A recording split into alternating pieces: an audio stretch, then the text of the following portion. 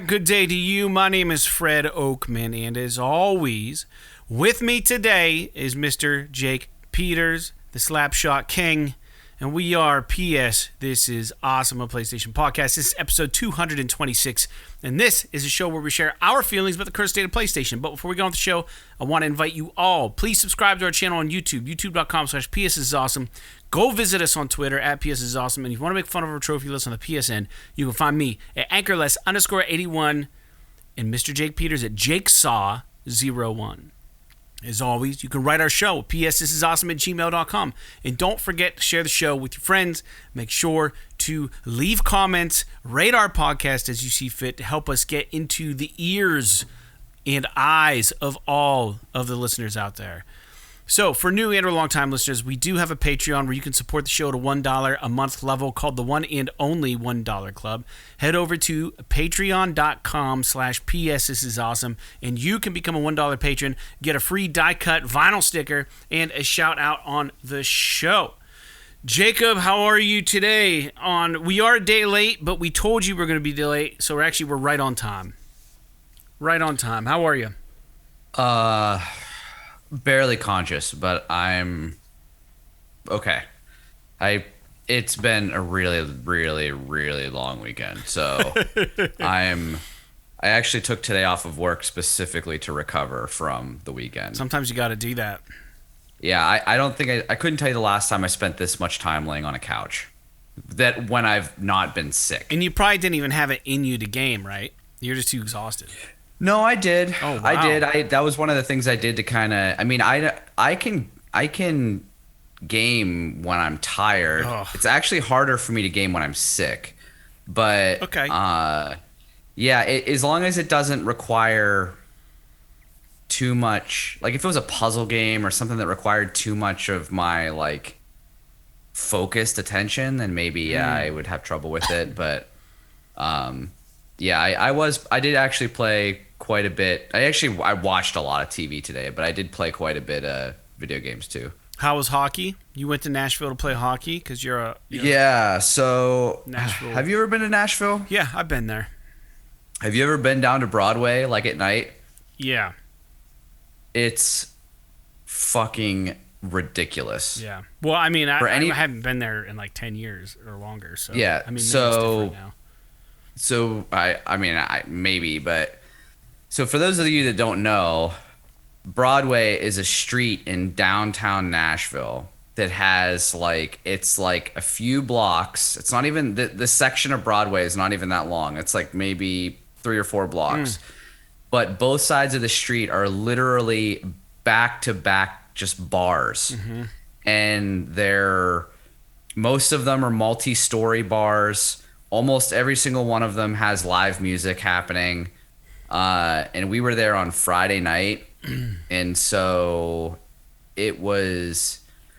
I've never seen this many people in one place in my entire life. It blows my mind. Like just to give you an example, like a lot of famous people have bars on Broadway in Nashville because it's so insane. And so like Kid Rock has a bar there. And we didn't go inside of it, but we went to the bar next door, which has it has multiple stories, and then there's a rooftop bar. So we walked all the way up to the rooftop bar, and we're just looking out over Kid Rock's bar, which was next door, which was bigger than the bar that we were in.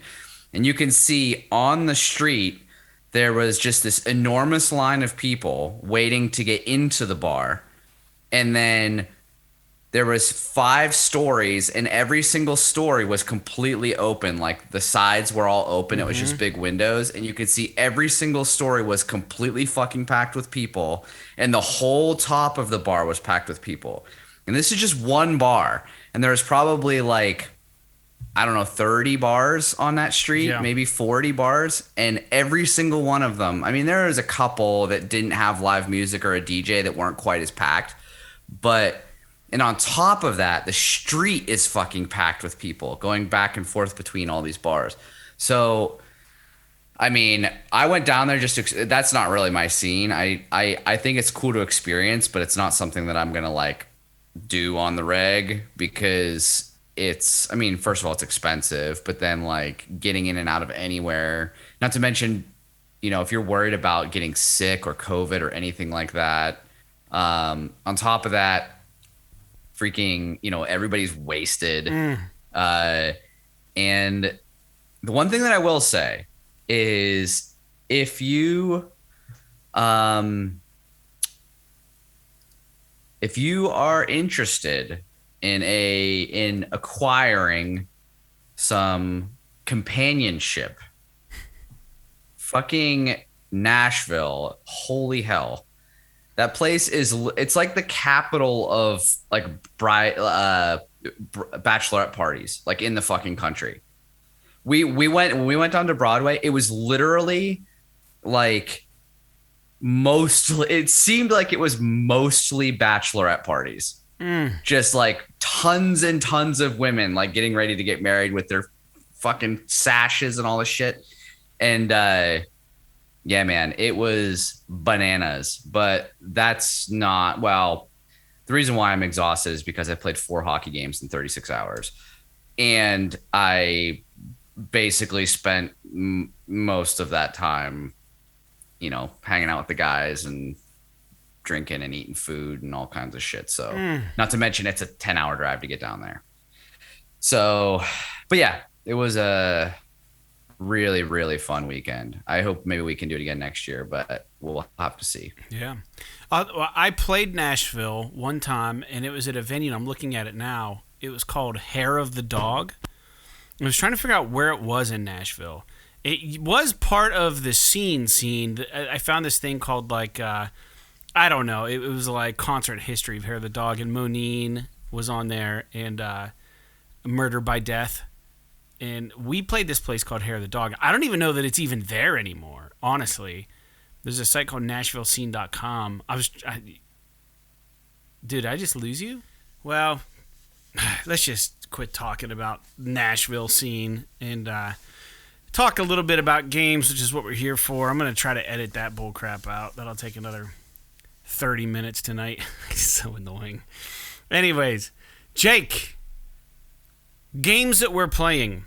For those new to the show, we usually kick off the show with games that we're currently diving into. Jake got some video gaming in today on a couch, and I posted this on Twitter, but I will talk about it publicly now. I picked up the Dark Pictures Anthology House of Ashes for like $18. Supermassive is behind that, the same company who's doing The Quarry. And also, I've been rocking Grand Theft Auto 5 online quite a bit still. I now have $1,250,000, and I need $2 million to get the Dr. Dre mission. So thanks to the help from LJ. And this is another call to arms for all the PS. This is awesome people who play Grand Theft Auto online. Our crew is PSTA. Find it. Find me. Let's do some heists. Let's make some money. I want to play the Dr. Dre missions. I'm not paying $1 for it in real life. So I did put a little blurb on the Patreon for our patrons there yesterday, just thanking them again for being patient with us and talking about how I'm trying to recruit people for my my motorcycle club on GTA 5 Online. But Dark Pictures Anthology, I'll talk real quick about this, Jake, and then I want to hear about what you're playing. So this is the third installment. We had Man of Medan, and then we had a game called Little Hope. And I played that one with your brother.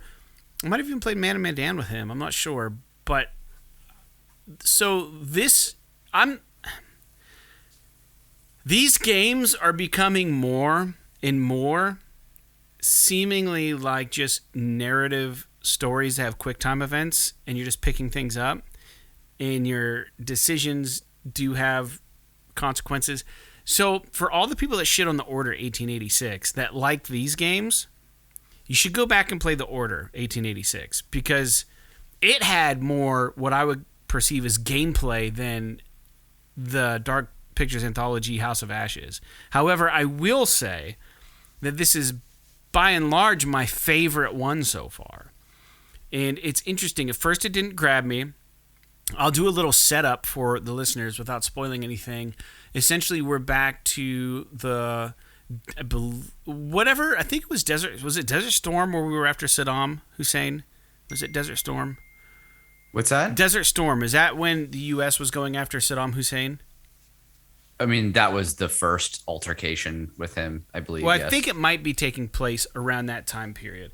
So, what it essentially is that the game starts off in the past, where you are controlling some character way back in the Egyptian time or something, and essentially it seems like they were doing like sacrifices or something to the gods, and then you make a couple decisions. Long story short, fast forward to the current, and you're part of a group of soldiers. I think there's some Marines, some soldiers or whatever, and you're stationed out in Iraq, I believe, and you are looking for weapons of mass destruction.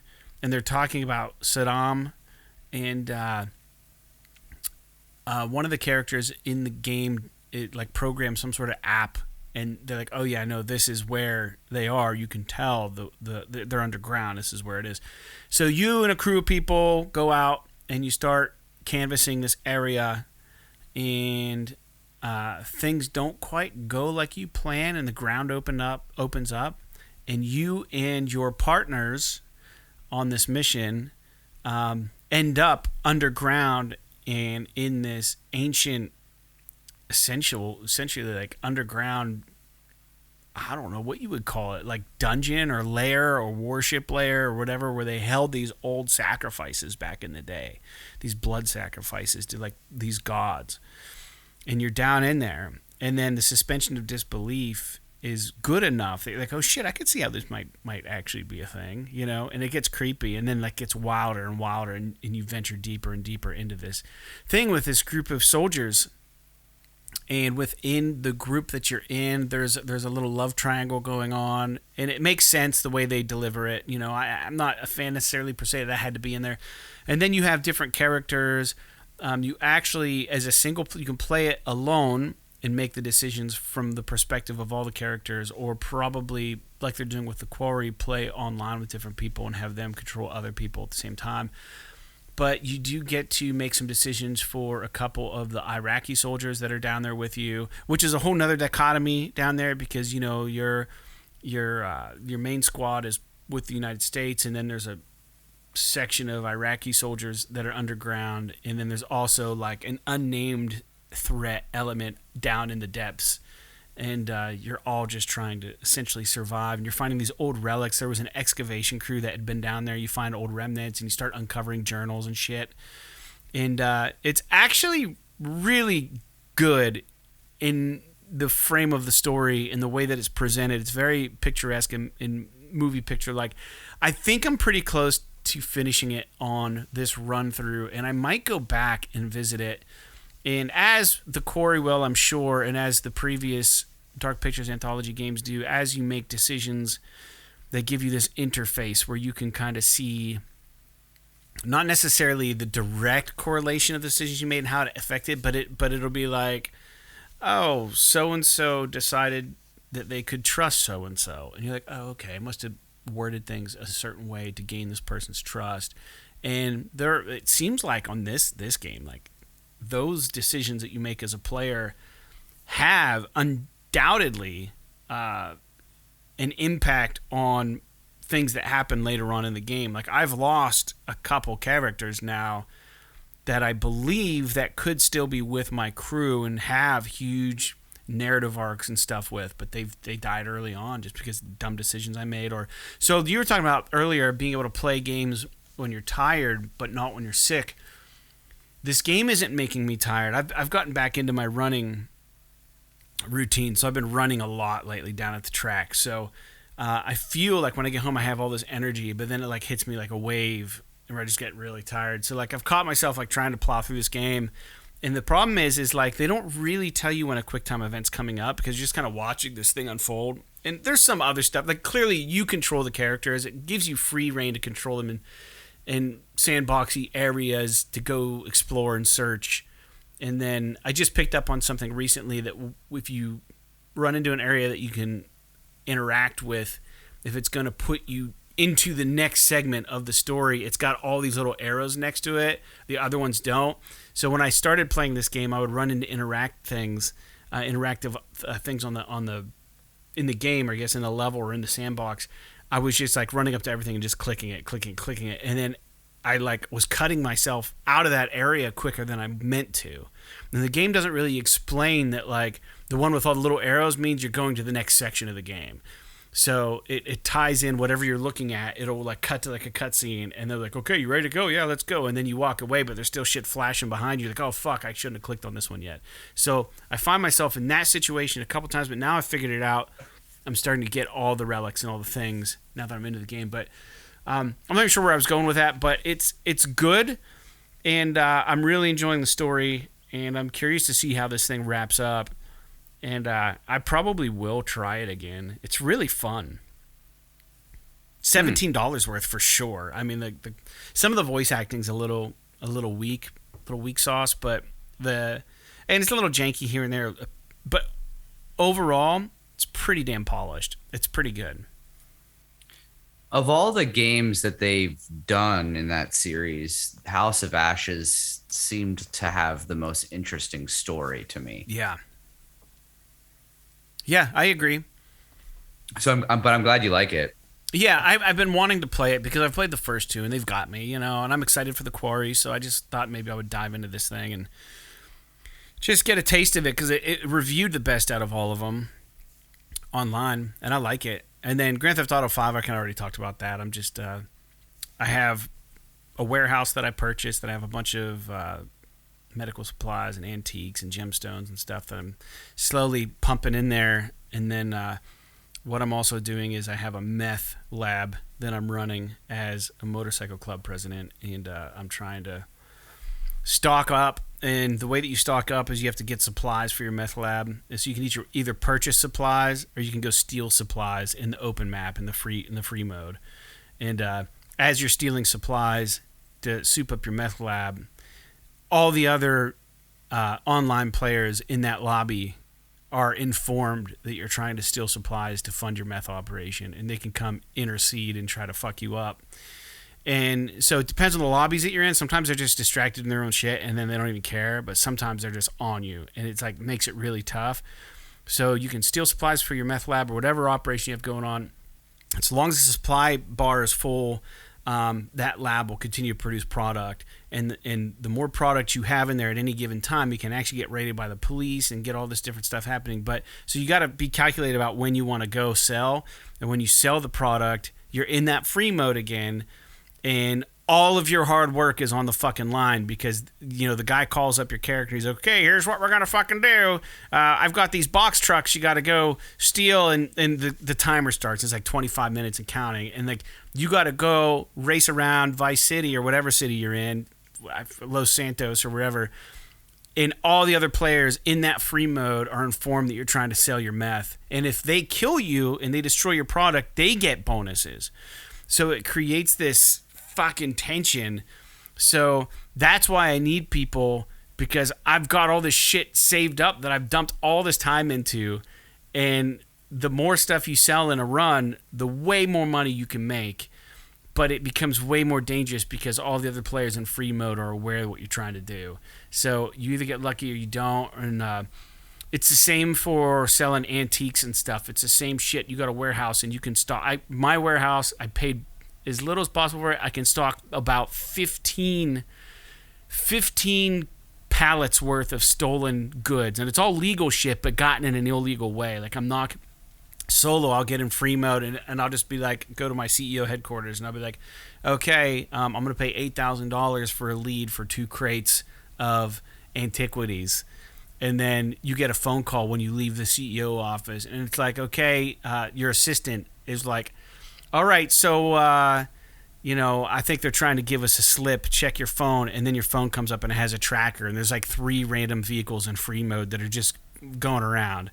And you have to go find the ones that have the shit in them, knock them off, and get it back to the warehouse without getting attacked and killed by the other people in the free mode. So it's like you can run these solo missions. And once you build up a lot, like you're like, oh, fuck, now I gotta sell this stuff, resell it.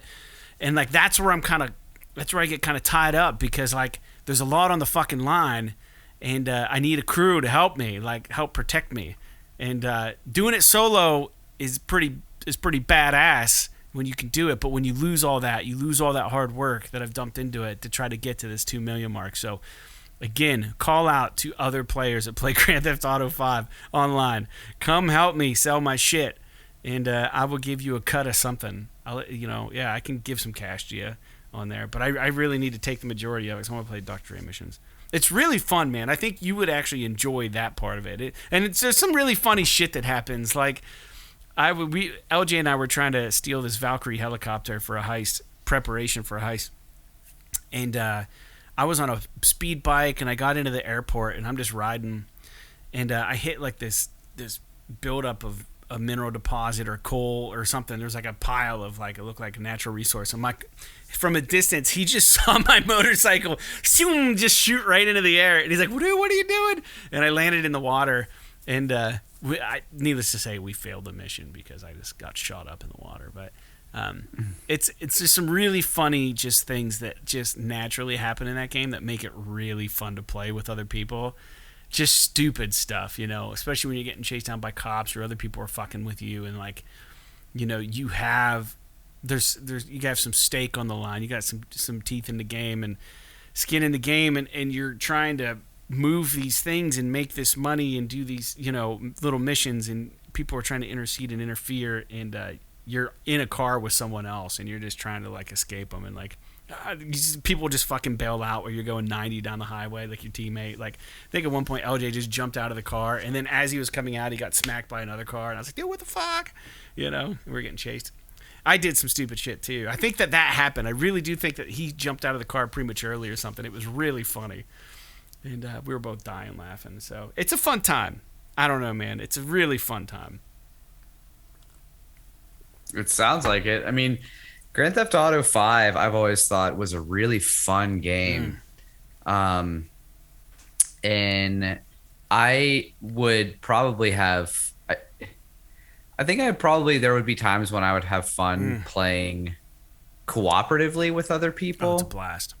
I just don't like other people just fucking with my stuff. Yeah. Like it's that, and just the whole logistics of playing with other people.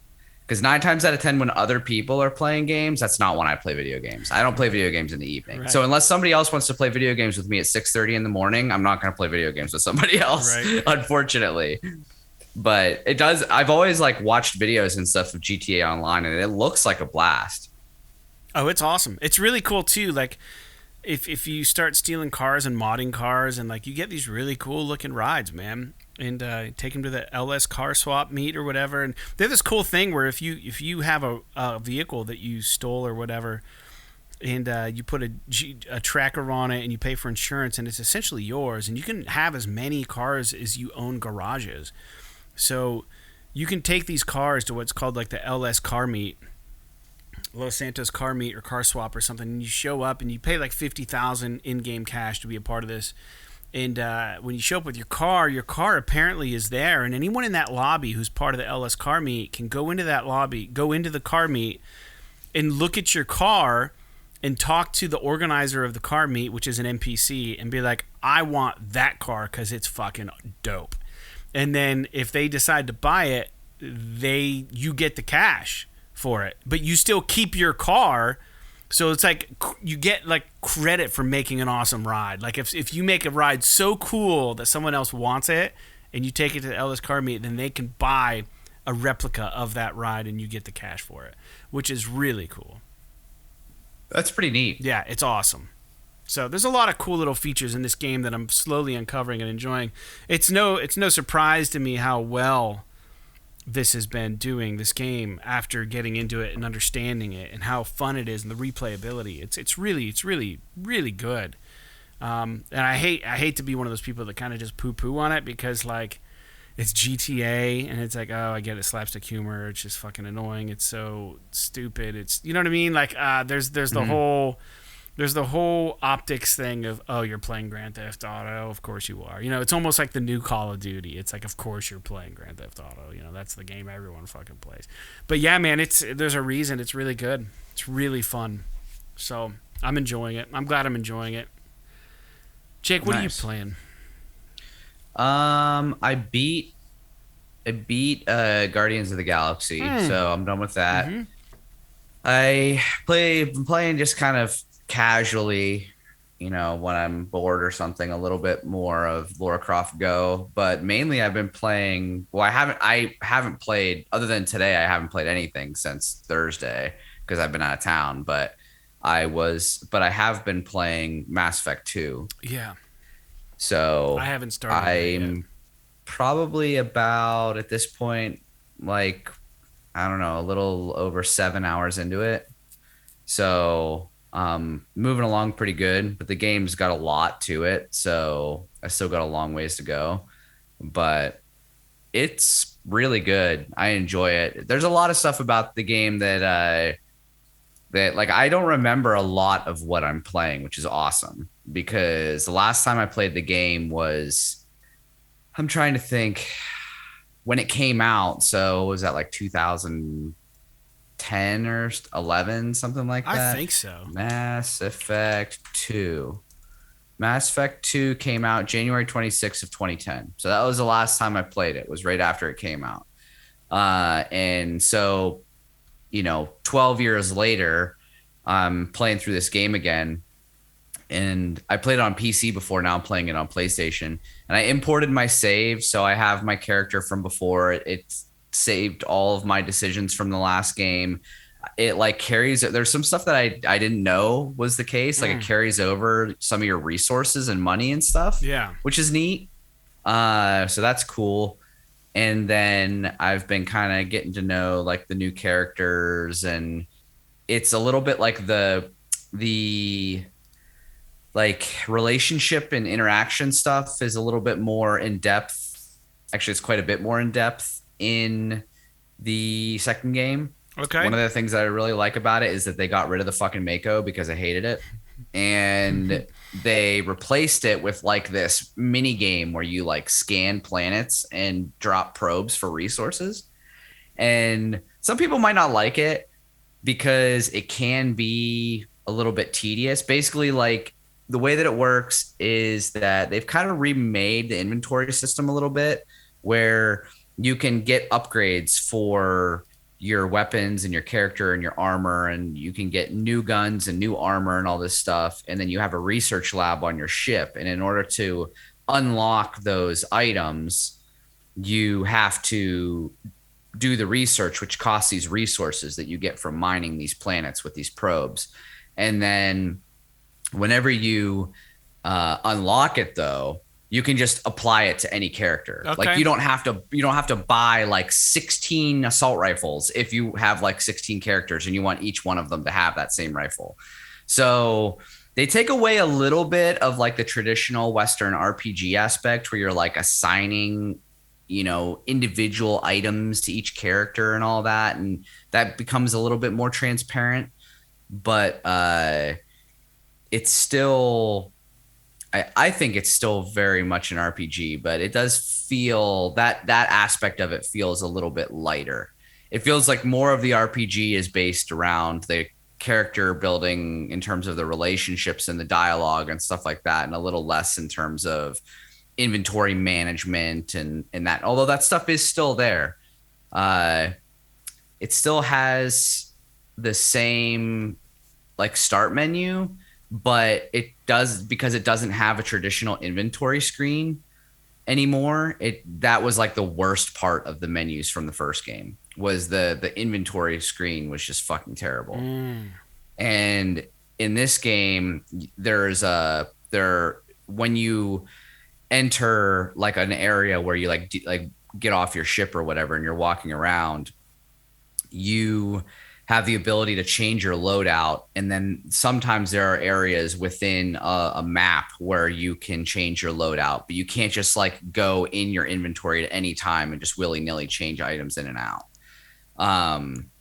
Which may be frustrating to some people, but in the first game, I never fucking used that. Yeah. So I just like, basically when you weren't finding new and interesting items often enough for that to be really important.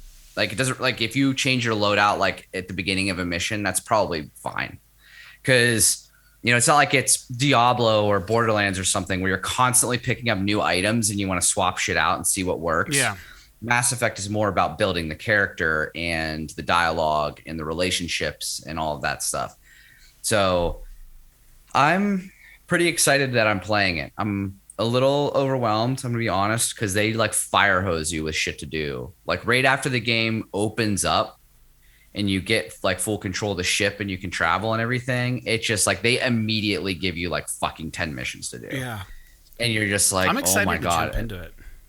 Dude, it's really good. I am looking forward to playing more of it. I've got to beat honest. House of Ashes before I dive in. But I will. I'll get into it. So we're going to have our spoiler cast. If you guys want to hear about what we talked about as far as the first Mass Effect, we have a bonus spoiler episode that you can check out on our YouTube channel or on this streaming platform you're listening to us on now. We'll talk about Mass Effect. Jake, is that all that you've been playing?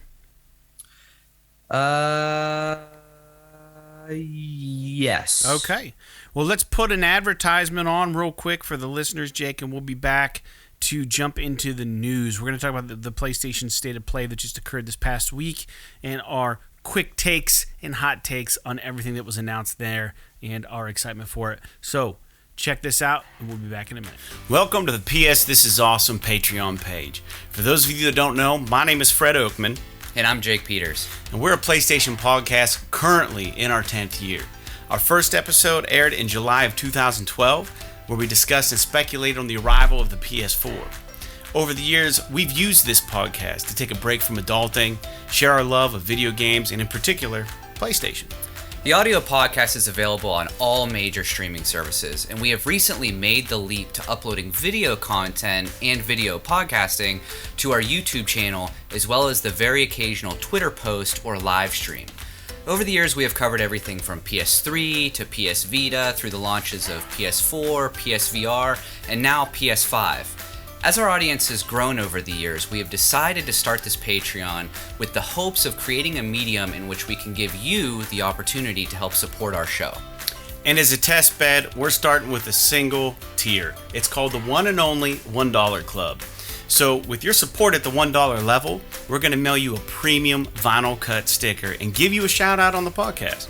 But at this time, unfortunately, we can only ship to the US and Canada. But this is subject to change depending on your interest. So whether you're new to the show or you're a frequent flyer, we are forever thankful for your support and hope you can find it in your little gaming heart to join us in the one and only $1 Club. Until next time, like PlayStation, podcasting, and Patreon, P.S. This is awesome. All right, we're back. Jake, let's talk about the PlayStation State of Play. I know you were en route to Nashville when this happened.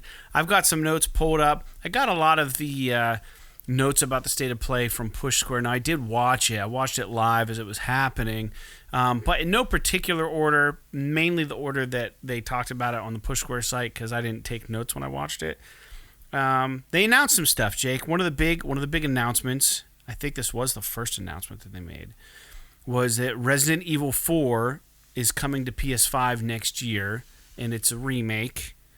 So the first gameplay and story details have been slightly released here. It looks fantastic. I've never played the original game, so I'm actually really excited for this because I've really been enjoying. I did Resident Evil 2 and 3. I loved 7. I loved the Village, rather. And I'm excited because I think apparently Resident Evil 4 is supposed to be one of the better Resident Evil games. You've never played Resident Evil 4? No. Never have. I'm hopping on the Resident Evil Evil for the audio listeners, I'm shaking my head and looking disapprovingly at Fred through the webcam. As far as I know, I haven't. You and I played one once on PS3. That was Resident Evil 5 or 6, I don't know. But Resident Evil 4 is widely considered the best one. It's really long from what I hear.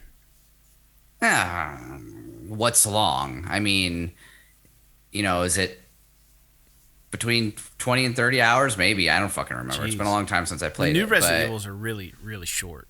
Well, they're shorter. Village wasn't short, but 7 was shorter. Yeah. It was like 6 or 8 hours long, if I remember correctly. But Resident Evil 4 is awesome. I did watch the state of play, so this just so I could have something to talk about. This game looks good. I'm really excited for it because like I said, that game is really good, and I'm excited to play that game again just with better graphics and the controls from Resident Evil 2 Remake. Because it still had not like the tank controls, but still very like clumsy aiming controls whenever you play the original version. So I'm really stoked to play this, and it comes out March 24th, right? So they gave a date, huh? Yeah, that's like literally the first thing that they put on the screen. Oh yeah, and it was kind of confusing because they had a picture of a PS5 console, and then it said March. So before we get too much farther in this talking about the state of play, I need to reiterate, and if anybody from fucking Japan is listening, and this might be a cultural divide, why are Japanese game developers so fucking terrible at making game trailers and ads for video games? Because they did this shit where it's just like, it just brings the date up. And then it's like Resident Evil, and then it's like Resident Evil 4, and like over and over again. And then it's like some fucking footage, and then it'll show like a splash screen, and then there'll be some like smash cut to like some really short quip about the game that maybe they think is something that's impactful, but like when I watch it, I'm like, okay. And then it like goes to like some other thing, and I don't know, man. And literally the only reason why I'm excited about this, and to be fair, this trailer is not that bad. I just don't like the way that they edit like all the pieces together to try to make it look like seem like the oh my god moment, you know, but like it never lands because it's like not, I don't know. But I'm excited about Resident Evil 4 Remake. Cool. Let's stick on Resident Evil news real quick. And this was one that I tweeted about. I was really excited about. And when they announced Village way back in the day, or even after 7 came out, I believe, they came out and said that the next Resident Evil game was going to be VR capable. And it never fucking happened. And I was like really disappointed. So they also announced that Resident Evil Village is in development for PSVR 2, and it promises to be even more immersive. So my question is, if you bought Resident Evil 7, you automatically got the VR version. It was free. Regardless, I'm excited for this. Jake, you haven't played Village, and I'm still willing to lend you my copy because I have the disc version. But I am so excited for this. Now, it won't be the same true experience that I had with Resident Evil 7, because when I played Resident Evil 7, my first playthrough was VR the entire way through. So I had no idea about the jump scares. I didn't know what was going to happen to me. I felt really vulnerable. Now, playing Village through a second time of VR, I think would be really awesome. So I'm real excited for this. Do you have any opinion on this? I know you're interested in VR 2 at this point. Is this something that you could see yourself playing or getting into? I probably want to play the game regular first before I play it in VR. Yeah. Just because I as much as I think VR is awesome, I still feel like it's this is my personal opinion, not a reflection of what everybody else thinks. I still think that, now I don't know what PSVR 2 is going to be like, but I still feel like playing a game in VR is the inferior way to play it in terms of like feel and experience, like just like overall experience. Now, if you want to talk about immersion or scariness or fucking, you know, stuff like that, then yeah, I totally agree that Resident Evil 7 in VR is scarier than Resident Evil 7 not in VR. It's just because of the way that the headset immerses you in the game. But the game, in my opinion, which this is going to not really make sense, but in my opinion, it seems to me that playing Resident Evil 7 in VR objectively feels worse than playing it not in VR. Just because the controls and everything, and like the way that your head moves, we haven't mastered that yet. So I'm hoping that with this new Resident Evil and the new VR and everything, because there's other VR games that we're going to get to where it seems like a lot of first-person control and free movement and stuff, and that has always been an issue with VR in terms of motion sickness and all this stuff. So I'm really interested to see if they're able to kind of make this game control in a way that really defines it as almost like the definitive way to play it. My gut tells me that just because the game was developed to not be in VR and then they're making it in VR, it probably, the original version will probably still be like the superior version. But on some games that are developed from the ground up, like Call of the Mountain, I'm hopeful that some of these new games, and it seems like, you know, some of these VR games, like the heist one and everything, they're really getting pretty good at that. Blood and Truth I will is really say, yeah, one last thing I will say about this game is that the more I hear it, and this is just me being crotchety, the more I hear it, the more I hate the name Resident Evil Village. I just wish they'd have fucking called it Resident Evil 8. I don't know why.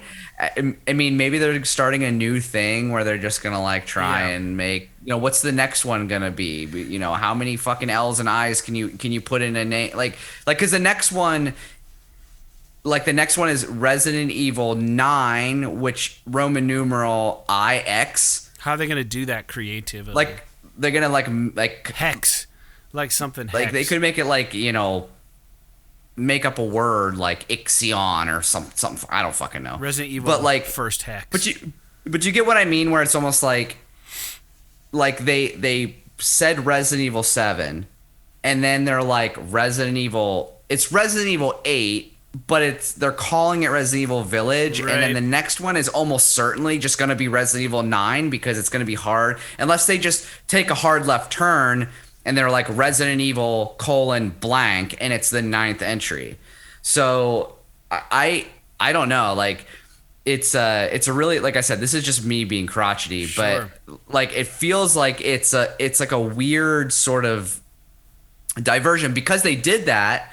I don't know. I think it's clever that they did that, but I feel like maybe it doesn't matter. Maybe the next one is just going to be Resident Evil 9, and who gives a shit? But like they made it now where everyone is calling this game Resident Evil Village. They're not calling it Resident Evil 8. So it almost seems like Resident Evil Village is not a core Resident Evil game, like from the outsider's perspective. Right.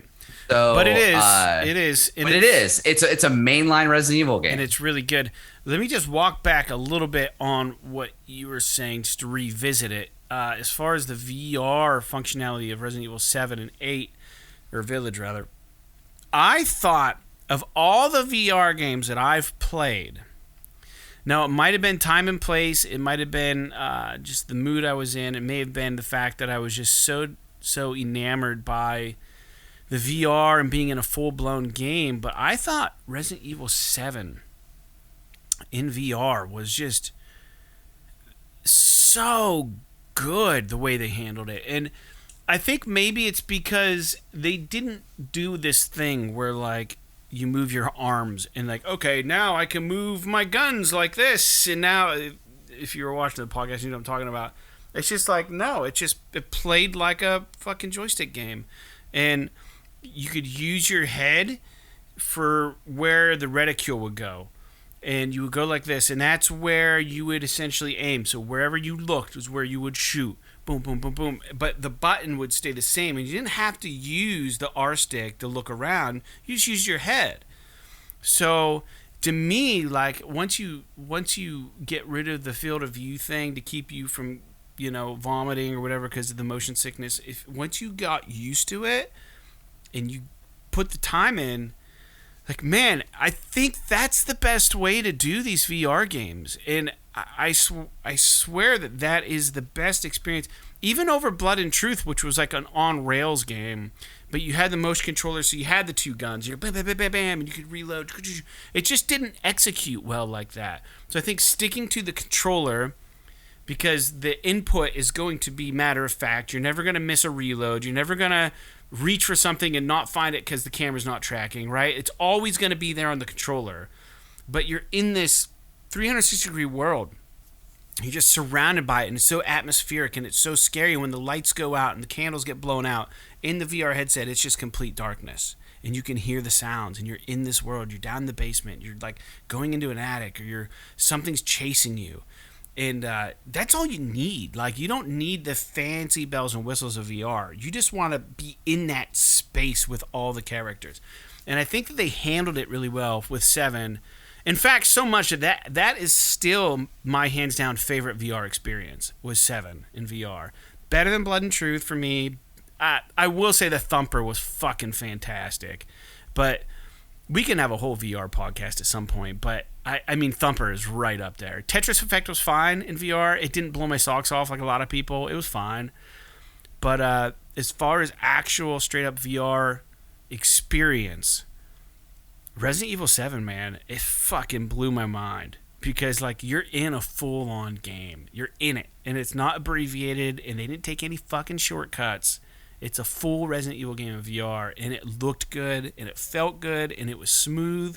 Now, I toyed with the options menu a bit to get the mobility and stuff to feel natural and feel right for me. But once I got it locked down, dude, it was so good. And there were days where I put the headset on. I'm going to go a little further, but because I'd never played the game before, like, I kind of chickened out. I'd be in that world for like 5-10 minutes, like, I don't have it in me tonight. I'm not going in that place yet. I'm gonna wait, because the game forces you into these scary situations, and it's so. I don't know. That's just my hot take on it, but I know exactly what you're talking about. Because, yeah, they got to figure out the mobility a little better in these VR games, because we don't want games on rails, and I think Horizon might be that new Horizon game. It seems like it could be. It could be on rails. Blood and Truth was, and it worked fine, but I want free motion. That's why I like the cockpit games, like the Squadrons game in VR. That was fantastic. You could just fly your freaking X-Wing wherever you wanted, and you just felt like you were in that world. When you're on rails, it takes a bit of that immersiveness out. So they got to find a way to do it and make it work right. I agree with you, but I think they were the way they handled 7. I was really impressed. It just worked. It wasn't gimmicky at all, and that's what I appreciated about it, I think. But anyways, it's the next news point, Jake. What do we got here? Street Fighter 6 has been fully revealed. This is from Push Square. The first details on new fighters are coming to its roster. There's a bunch of different stuff. The one thing about this trailer, 2 things that stuck out to me about Street Fighter 6. 3 things. Number 1, I hate the new logo. Hate it. I hate the look. It's stupid. It doesn't even feel... It's pretty bad. Yeah, it doesn't look like Street Fighter. The second thing I noticed, the graphics of the actual fighting, the matches, one-on-one, were fantastic. They looked so good. And I like that, like, there wasn't, like, blood, and it was, like, the old Street Fighter thing where, like, it was just, like, colors. It would, when you hit people, colors. It looked really cool. So the art direction, I like that. But they also had this open world part that really was kind of weird, and I don't understand what that is, because the graphics of that were just terrible. They looked awful. The animation looked terrible. Everything about the open world part for the Street Fighter 6 game looked just terrible. You're like on the street and you're just walking around like you're Rocky or something. Like, I don't know if that's just like part of the online community or if that's like part of the game. I don't know what it was. They didn't really explain it. Jake? Yeah, I would like to care, but unfortunately, I just can't do these games anymore. They look like the actual combat looks so fucking cool. Yeah. But I can't learn to play them anymore. Yeah. And so unfortunately, these games are not for me. I hope people like it, because I know there's been some kind of talk, some kind of rumblings that, Street Fighter might not be all that anymore. And it sounds like maybe they're adding some like hub world shit now, and some maybe this looks like maybe even some like open world encounter stuff. Yeah. And I don't really know what this is about. I'd like to see more, but who knows? I guess we'll find out. Maybe you can create your own fighter, which would be kind of neat. I guess. I mean, that seems a little weird, but yeah. For Street Fighter, that's bizarre. Like, you would think that would be like a Street Fighter spin-off game or something like that, but for sure. I don't know. I also don't really love the new aesthetic of the Street Fighter games, starting with Street Fighter 4, I think was when they started making the characters look like fucking giant boxes and, with huge, like, anatomically weird like chests and muscles and stuff. And I'm not talking about like the girls having big boobs. I'm talking about like Ryu looking like a fucking semi truck. So, yeah, I don't know. I'm excited for Street Fighter fans, but this game probably isn't for me. Fair enough. I love the Street Fighter franchise. I'm not super into it, but I love it. Meaning I don't buy them all and play them all, but I really near and dear to me, the Street Fighter franchise. I love playing it in the arcades. It was always fun. Moving on, Final Fantasy 16 was kind of shown. It's going to launch in 2023. It's going to come out in 2023 this summer. We get a new trailer at the State of Play, and we also got some more story and gameplay details. I would think this is probably the biggest announcement at the State of Play. We got to see more Final Fantasy 16, and it does seem that the director for this game has come out and said that this game, at this point, like right now, is playable from beginning to end. And I will say that the graphics look fantastic in this game. But I don't know much more else about it. I didn't even play the 7 remake game, and I think the last Final Fantasy game I played was 10 or 10-2, one of those. I don't know which one it was, but I played one of those recently because I bought the double pack or whatever. It must have been 10 then. I don't think I played 10-2. I think I started 10-2, but I just couldn't get into it. Jake, anything about Final Fantasy 16? It looks awesome.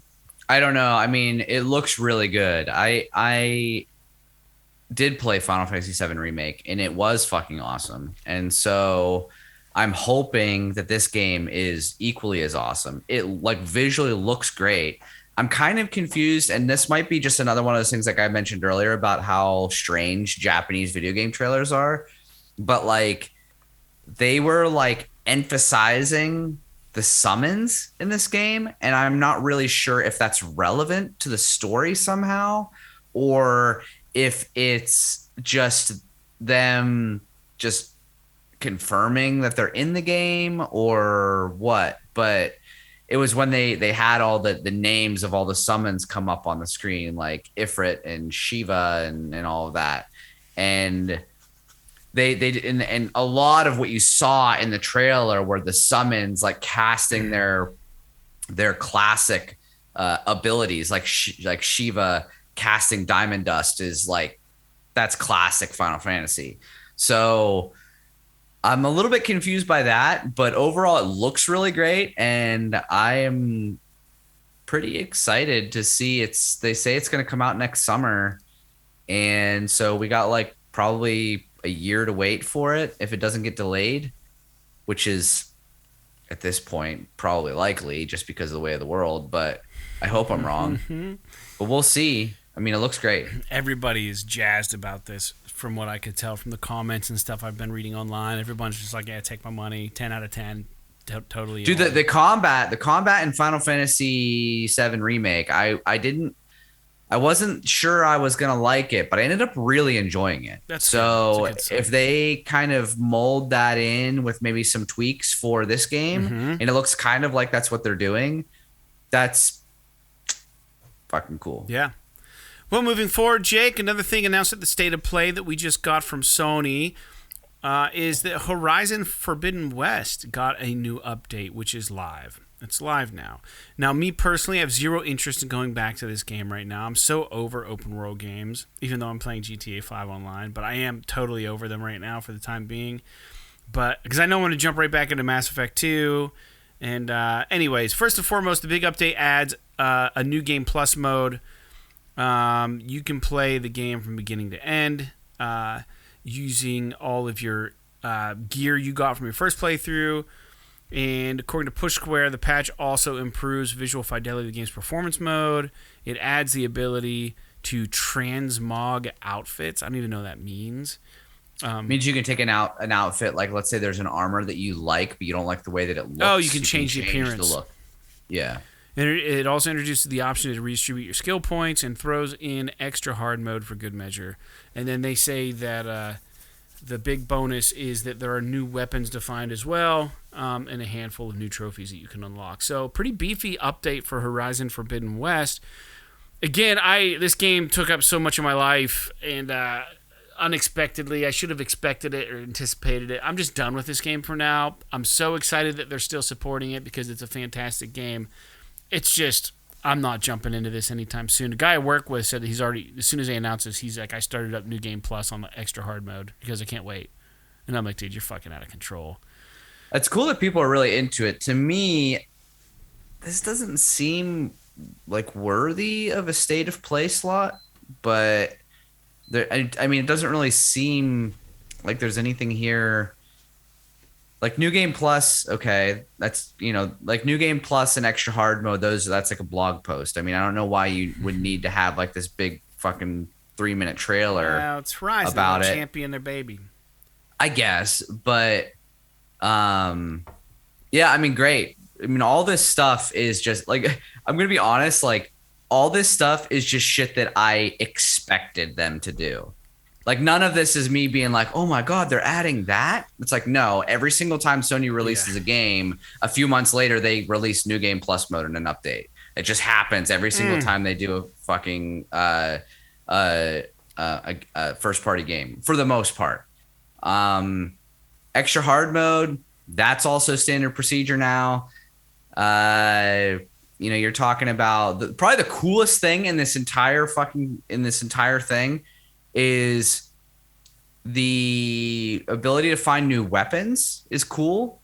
And honestly, for me, I think the ability to transmog your outfits is dope too, because Horizon has specifically has a unique style to the armor and stuff in the game. It's all based around the different tribal cultural styles and everything. So there have been a couple times where I like the look of one armor, but I fucking hate the stats that it has. And then I look at another armor and I love the stats, but I really don't care for the look all that much. And I wish I could just like flop them. And that's something that I'm always into. I do that shit all the time, like especially in games like Diablo 3 and stuff like that. I do it a lot. So it's cool that they're adding that for sure. Yeah, I'm going to be honest. I never looked at the stats of my armor when I played Horizon Forbidden West. I just fucking wore whatever. Really? Never paid attention to them. Yeah, sorry about that. Never paid attention to them. Probably should have. Because it's like some of them are kind of important. It didn't affect me, I guess. Or maybe it did and it didn't matter. I don't know. I just wore whatever I thought looked cool. That's so funny. Fair enough. Yeah, it's stupid of me, but I guess that's where I was in the moment, I don't know. Speaking of Horizon, we got a longer glimpse and new gameplay details from the PSVR 2 exclusive Horizon Call of the Mountain. We've already kind of talked about this already, so we don't need to say much more about it.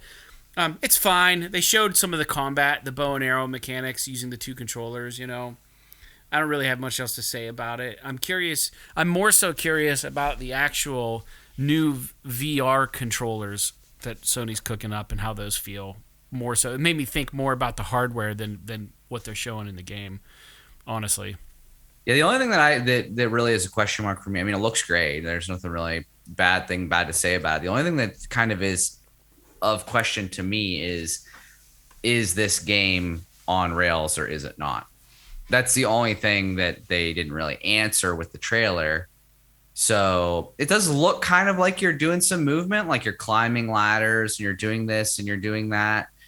But is it that just like you're pointing and clicking and then you walk over to that area and then you do like the motions to climb the ladder? Or is it like, oh, I'm actually holding, like you would with a regular controller?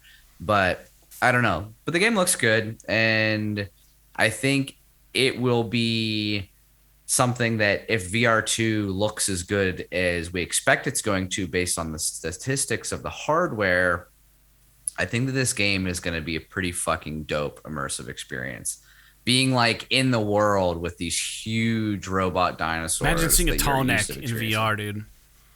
Yeah, I think it could be pretty freaking cool, to be honest. Maybe you can get on one of the sun wings and fly them around or whatever. Like, it could be pretty neat. All I know is whatever game it was, Star Wars.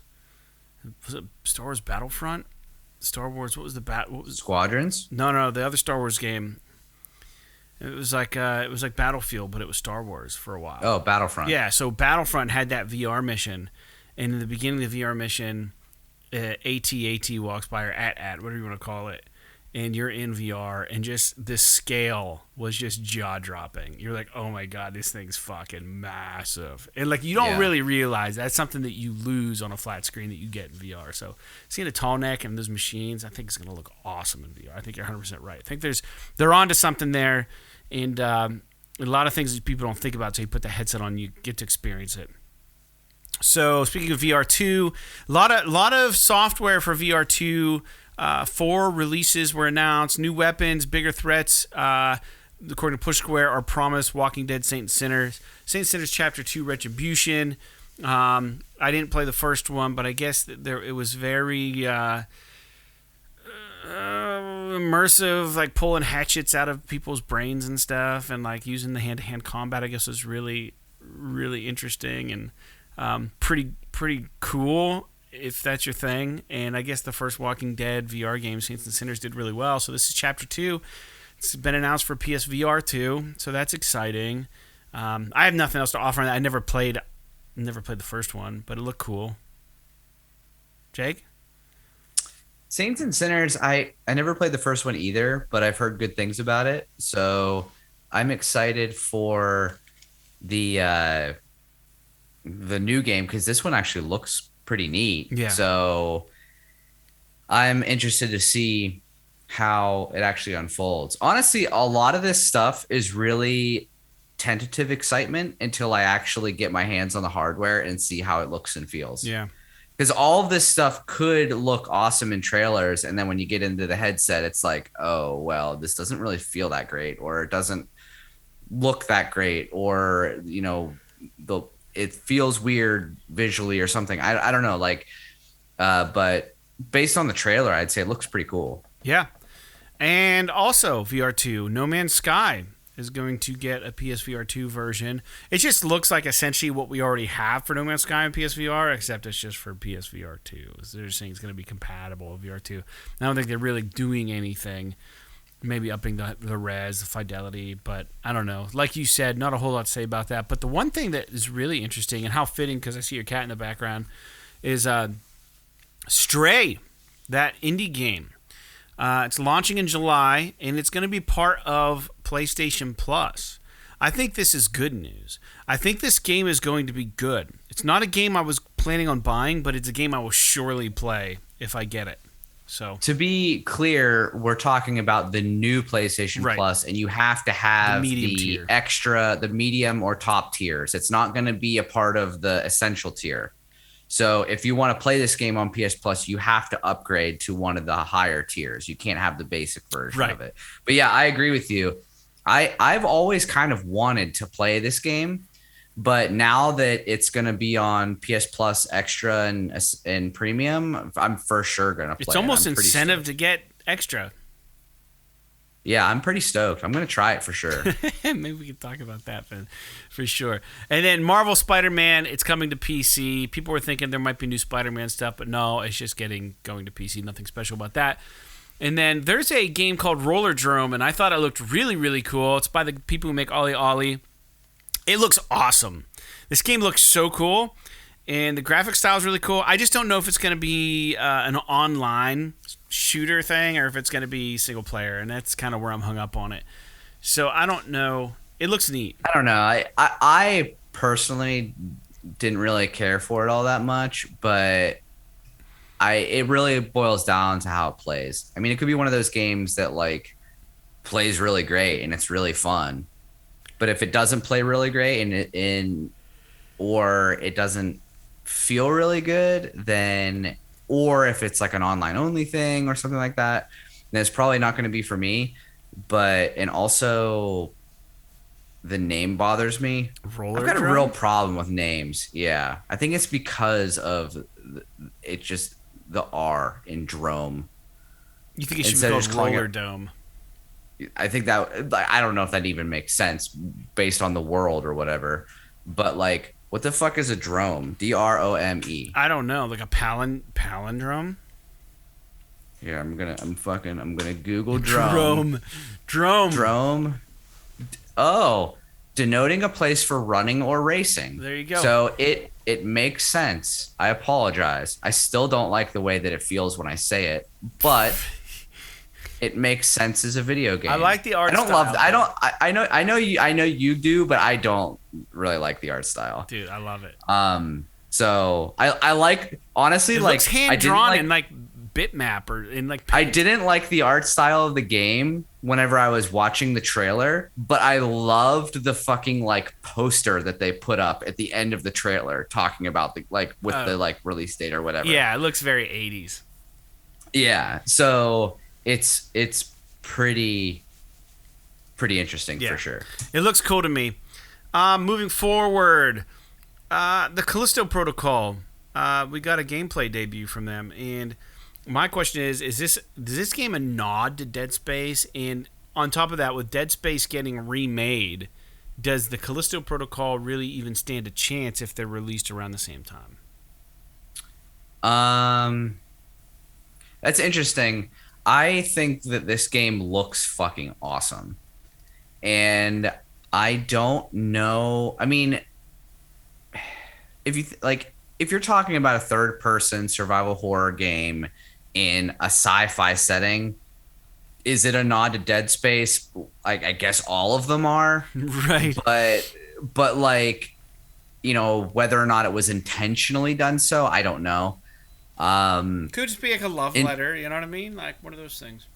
Yeah, with regard to whether or not there's going to be a collision of market share when it comes to Dead Space remake, I don't know. That's a really interesting thought. I guess we need to know a little bit more about the Callisto Protocol. I think it's probably different enough that it would be fine as long as they didn't come out like literally the same week. But if the Callisto Protocol comes out, you know, a few months or 6 months before or after Dead Space remake, I don't think that there's really going to be an issue there. Yeah. But I just feel like it visually looks really cool. So I want to kind of see a little bit more. To me, it looks like a setting is kind of similar to Dead Space, but maybe the enemies, I don't know, man. It looks really good though. I'm excited about it. Yeah, it looks good to me. We can use more outer space games, dude. I'm into it. We've got a few more topics real quick to discuss about the state of play, and we're going to take one more quick break, Jake, and come back to finish up the news, and then we'll let the listeners go for the week. But there's a game that looks kind of like an indie game, and it's called Season, A Letter to the Future. And parts of this kind of it was like, man, I have in the notes here, like, did Wes Anderson make a video game? Like, it was really weird styling, like, you know, you're just holding like a microphone out and recording fucking sounds. And it reminded me so much of like The Life Aquatic with Steve Zissou or something, with him being like a field explorer, like an oceanic explorer. Excuse me, but it's pretty cool looking. I don't know if you're a paper boy, paper girl, but you're riding a bicycle around. The world seems pretty open. It seems kind of flowing, kind of like how Flower felt, I think. It looks like how Flower feels when you're riding the bike. I don't know. I knew nothing about this game. Do you have an opinion about this? Does it look interesting to you?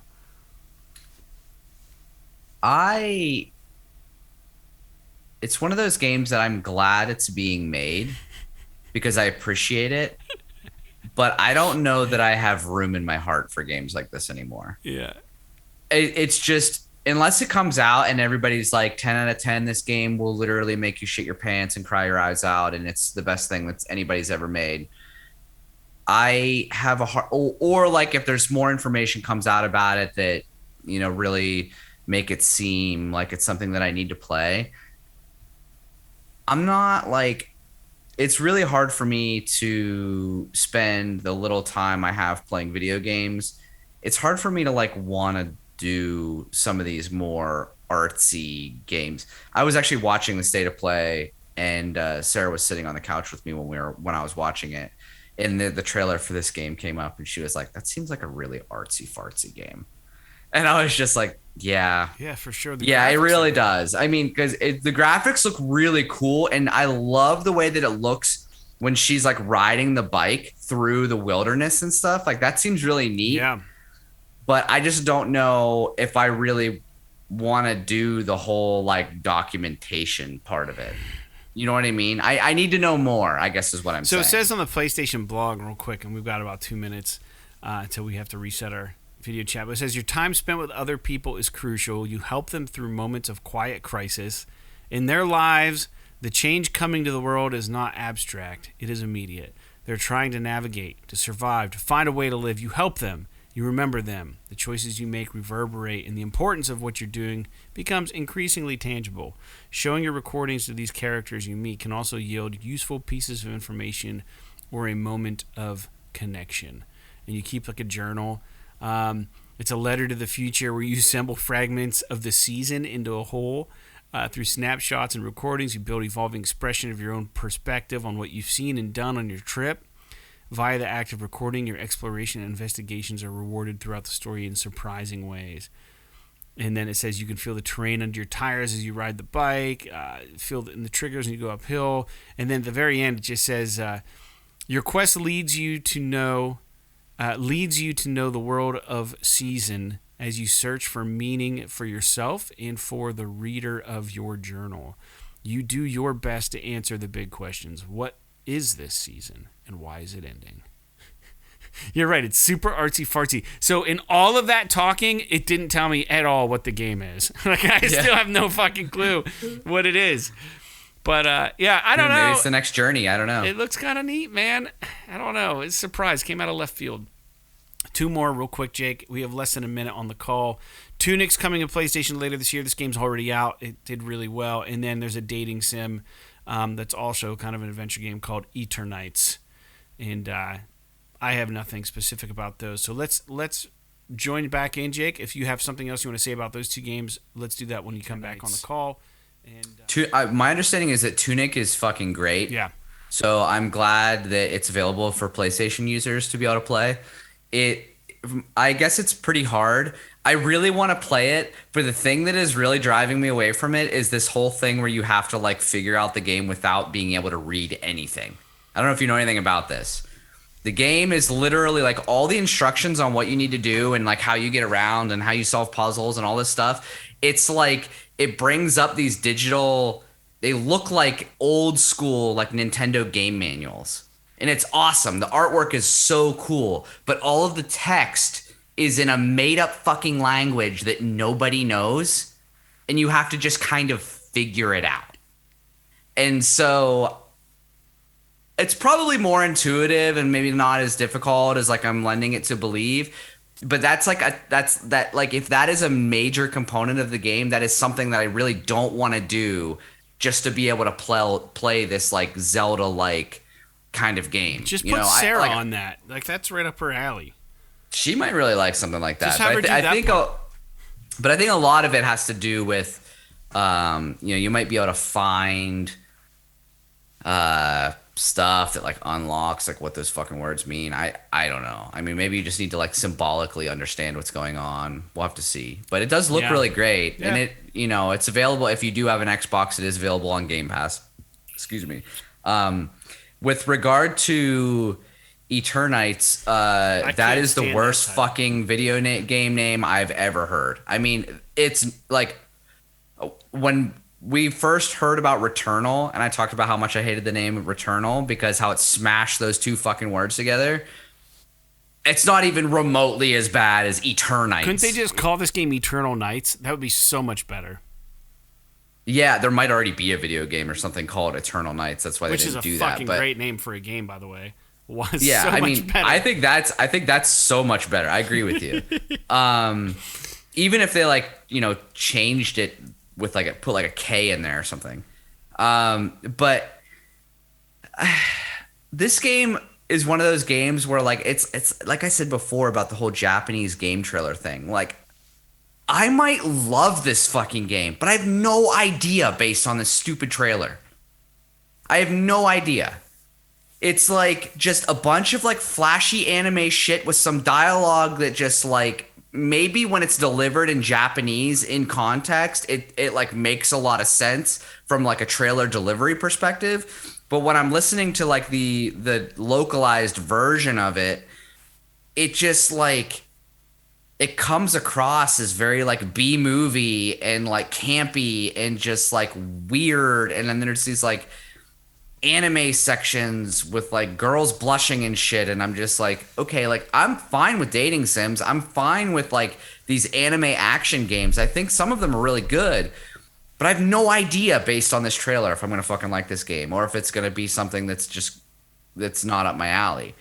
But right at this point, if I have to judge it right now, if someone's like, "Are you going to play this game?" I'm going to say no, and the reason is because of the fucking name.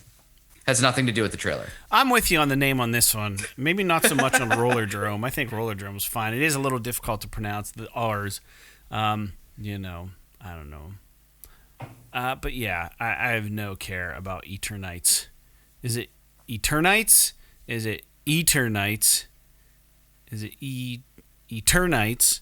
I don't know. I don't know where to put the enunciation, and it's difficult to put it in any of those three spots. So yeah, I don't know, buddy. All right, let's talk a little bit about the news, Jake. Evo, Sony, Epic, apparently are all joining forces to better input lag for fighting games. And that's fine. It's good. I think it's a good cause. I think it's a good journey to take. But I don't think that most of us care. That's great for the hardcore fighting people that are like really, really into the quadruple milliseconds.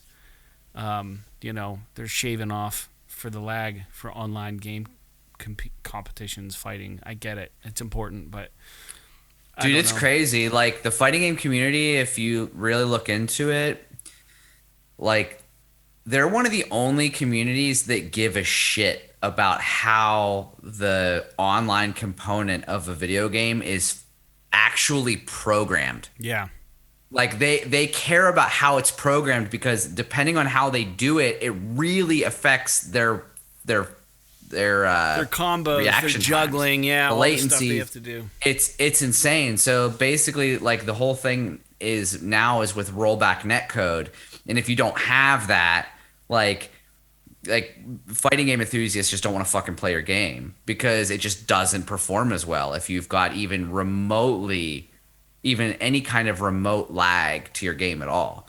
So it's cool that Sony's doing this, and I guess since they have Evo, it makes sense that they would want to sort of make it better, propel the industry forward in that regard. I mean, I personally don't care, but I think it's a good cause. Like I said, a good gesture. But this is something. I mean, if they are able to figure this out, that this might be a technology that they could utilize in other online games. I don't know. I don't know either. Moving forward, Devolver Digital apparently has a direct that is scheduled for, well, maybe the day that you're listening to this, the 9th of June. And I've never watched a Devolver Direct, but based on the trailer for this thing, it's actually ridiculous. There's a disclaimer when you power it up saying this video contains like explicit language. And I don't know if you saw this trailer for the Direct, but it's absolutely hilarious. And I don't know, it just must be how these guys roll. This team rolls, Devolver. And if anything, I think it's going to be amusing. Dude, a lot of their games are fucking mature as hell. So, I mean, think about like Hotline Miami and shit. Yeah. So, I am not surprised if they put a disclaimer out there for their direct. Excuse me. But Devolver Digital makes they publish awesome games. I mean, they're not all for me, and I would say even a majority of them are probably not for me. But I think that almost everything that they publish is good for the industry. That's just my opinion. Well, don't give us your opinion, man. Tell us a fact. I'm just kidding. Sorry. All right. Yeah, I agree. Yeah. So maybe tune into that. Maybe we'll get some cool news. The PS Plus games for PS5 and PS4 were announced for June 2022, and we're gonna get God of War. We're getting Naruto to Boruto, Shinobi Striker, and Nickelodeon All-Star Brawl. So this leaves us in a situation, Jake. We have to pick a game. Every month, Jake and I will pick a game that's coming out on PlayStation Plus, and we're going to play it for as long as we want to, and then we're going to talk about it on the final show that month. So we've already played God of War, so that's not going to happen. So it's between Naruto to Boruto, Shinobi Striker, or Nickelodeon All-Star Brawl. All-Star Brawl is probably like a PS. If it's up to me,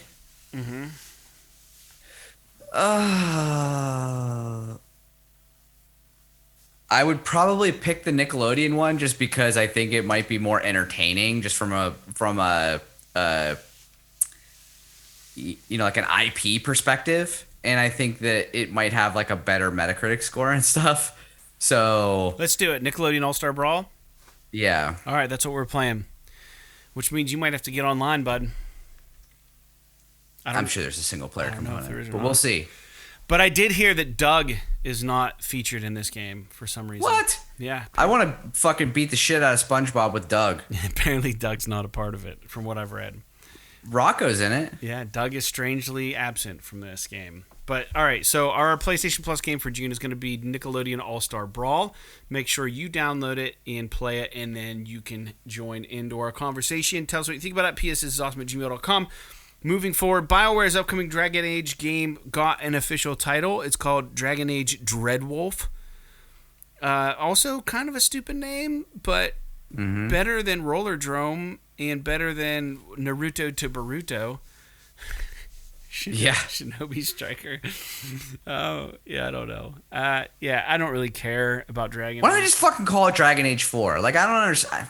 Whatever. It's fine. Yeah. I'm sure it's fine. I'm sure the game's going to be fine. It'll be okay, I'm sure, maybe. I don't know. Maybe it's kind of there's right now.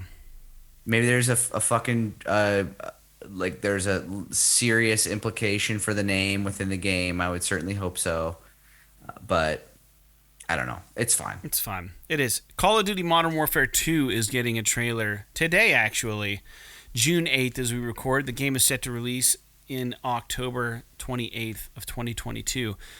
This is one of the few scenarios where the release of this game was announced before we even got a trailer. And we finally have a trailer for it. June 8th is not today. It's 2 days from now. Today's not the 8th? What's today? Today's the 6th. Oh, my watch. Yeah, sorry. It looked like an 8 to me. I've got an analog watch. The 6 looked like an 8. So, yeah, a couple days. Either way, cool. Yeah. For the Call of Duty fans out there. Dude, Call of Duty trailer, dude. Rip it up. Yeah. I'm sure it's great. I mean, I never played the new Modern Warfare, not the Modern Warfare remaster, remake, but the new modern... The latest one.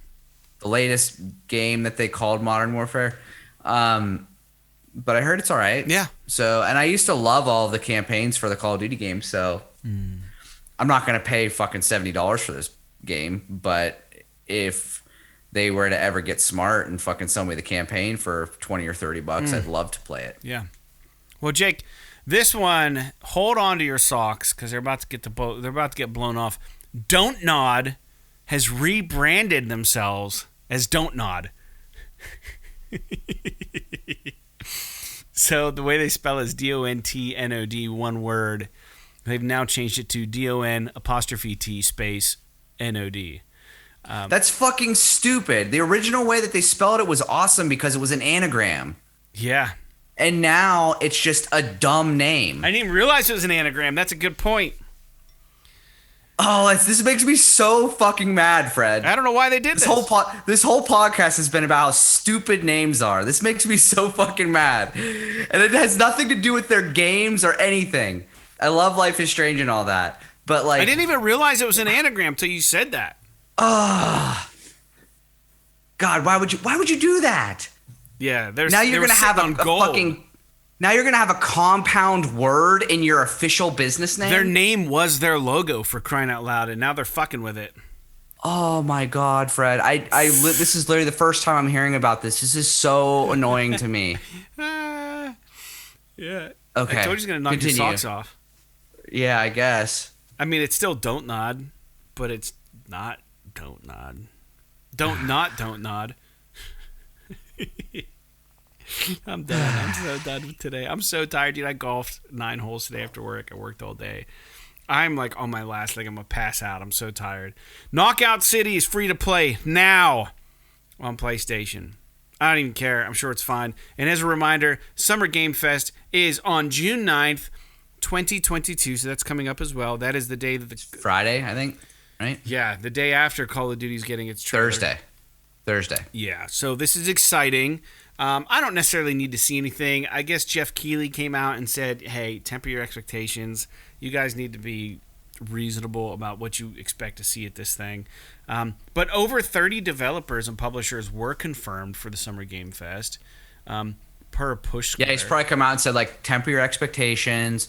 It's going to be 90 minutes of ads with 30 minutes of gameplay trailers you don't give a shit about. So 2K, Activision, Atlas, Bandai Namco, Bloober Team, Capcom, Coffee Strain, Deep Silver, Devolver, Digital Extremes, Dotemu, EA, Epic Games, Focus Entertainment, Frost Giant Games, Humble Games, Level Infinite, Mediatonic, MyHoYo, Netflix, PlayStation, Raw Fury, Samsung Gaming Hub, Sega, Square Enix, Skybound Games, Steam, Studio MDHR, Tribeca Festival, Warner Brothers Games, and Xbox. More partners will be announced between now and the Summer Game Fest kickoff show on the 9th. This was via Push Square. I guess there's still Resident Evil Village DLC that needs to be released, which is interesting. I didn't realize that they said that was going to happen, but according to Push Square, they're saying, hey, is that going to happen here? I don't know. But, yeah, a lot of developers and publishers. I mean, I don't know. It is what it is. I guess what it's that one studio you had mentioned, Blooper Team, is supposedly one of the studios that's going to be working on Silent Hill. So maybe we'll hear something about that. I don't know. It's cool. I always like these because I will never watch one of these Jeff Keighley conferences live. I can't fucking because they're 10 hours. Yeah, and then it's just ads and ads and ads and ads for fucking Verizon and Monster like and all shit. YouTube, it's just man, like, okay, anymore. I'll wait until it's over and then I'll like watch all the video game trailers individually. But that said, I am excited to see what actually comes out of Summer Game Fest, and I think it's probably maybe there's something coming after it, but it will culminate probably with the Xbox Bethesda showcase, which is on Sunday. So there might be some stuff in that as well that is relevant to PlayStation, because it's not going to probably be entirely exclusive games. There might be some third-party stuff in there as well. So that's something to be paid attention to. I mean, I'll pay attention to it because I also have an Xbox, but there could be some stuff in there that is also going to be released on PlayStation. I would love, this is kind of an aside, but I would love to get a new Strider game or to get a new Bionic Commando game. Those are two franchises that have like done well with remakes, releases, newer versions that we haven't seen anything from in a long time. And I would even take it a step further and say I would love to see Housemarque do a Strider game. That would be fucking ripping awesome. The Strider 2D platformer on PS3 was so good. So good. Yeah, it would be kind of cool for them to do something like that, but like give it that sort of arcade flair. Yeah, dude. Where you're like, dodging projectile patterns and going for score and stuff like that. It could be actually really neat. It's like an old indie title, beloved franchise by few, but it's something that I think could live in this current game environment for sure, a game like that. Either of those, Strider or Bionic Commando. But anyways, I don't want a 3D version of Bionic Commando. I want like a 2D that's done really well. Same with Strider. All right. Want to talk about the new games coming out this week, Jake? Do you want to talk about these and then call it a day? Yeah. Jeez, it's so late. It's 10 o'clock, man. I got to be up at 6 in the morning. All right. New games.